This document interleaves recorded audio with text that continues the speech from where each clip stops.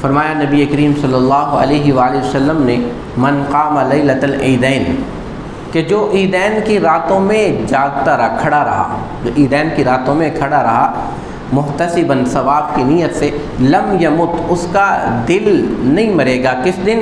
جس دن سارے کے سارے دل مردہ ہو جائیں گے، جس دن سارے دل مردہ ہو جائیں گے اس دن انسان کا دل نہیں مرے گا، مومن بندے کا، جو کیا کرے لیلۃ العیدین میں وہ کھڑا رہے، اللہ تعالیٰ کی عبادت میں گزار دیں۔ اب یہاں پر مراد کیا ہے؟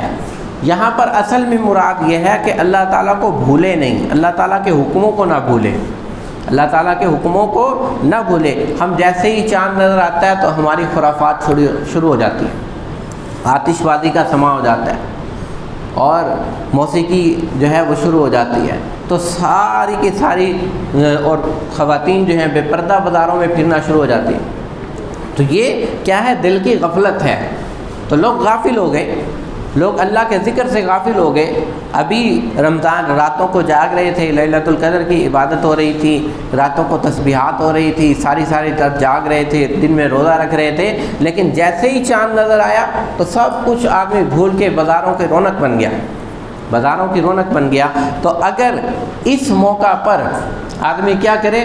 اللہ کو یاد رکھے، اللہ کے حکموں کو بجا لائے، اس کے حکموں کے مطابق کوئی بھی عمل کرنا ہے اس کے حکم کے مطابق عمل کرے، تو پھر کیا ہوگا؟ فرمایا کہ اس کا دل اس دن نہیں مرے گا جس دن سب کے دل مردہ ہو جائیں گے۔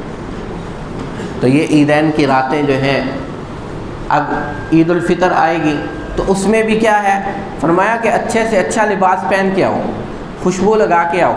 اب یہ لباس پہننا اور ضروریات زندگی خریدنا اور اس کی خرید و فروخت کرنا کوئی گناہ نہیں ہے، کوئی گناہ نہیں ہے، لیکن اگر اللہ کو بھول جائے، اللہ کے حکموں کو بھول جائے، جھوٹ کو نہ چھوڑے اور خرافات میں پڑا رہے اور بے پردہ خواتین جو ہیں مخلوط اجتماعات ہونا شروع ہو جائیں، تو ان سب سے بچ جائے۔ یاد رکھے کہ میں نے یہ کام کرنا ہے، یہ نہیں کرنا، اپنی حدود کو، اپنے آپ کو پابند رکھے، اپنے آپ کو پابند رکھے۔ یہ دل کے اندر ایک، اس کی مثال آپ ایسے لے لیں کہ ایک آدمی جھوٹ نہیں بولتا، وہ کہتا ہے کہ میں نے جھوٹ نہیں بولنا، میرے اللہ نے مجھے حکم دیا جھوٹ نہیں بولنا، اور ہر وقت خیال رکھتا ہے کہ میں نے جھوٹ سے بچنا ہے کسی طرح، تو یہ ہر وقت اللہ کے ذکر میں ہے، یہ ہر وقت اللہ کے ذکر میں ہے۔ کاروبار کر رہا ہے، کاروبار میں کہتا ہے کہ میں نے ملاوٹ نہیں کرنی، تو یہ بندہ ہر وقت اللہ کے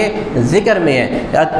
ناجائز منافع نہیں لینا، یہ بھی اللہ کے ذکر میں مشغول ہے۔ اور جو خاتون پردہ کرتی ہے، پردے کا خیال رکھتی ہے، تو یہ بھی ہر وقت اللہ کے ذکر میں مشغول ہے۔ یہ سارے اللہ کے حکموں کو بجا لانا، قرآن کریم کے حکموں کے پر چلتے رہنا، یہ بھی اللہ تعالیٰ کے ذکروں میں سے ایک ذکر ہے۔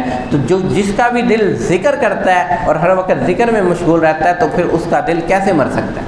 اس کا دل زندہ رہے گا۔ اللہ تعالیٰ عمل کی توفیق عطا فرمائے۔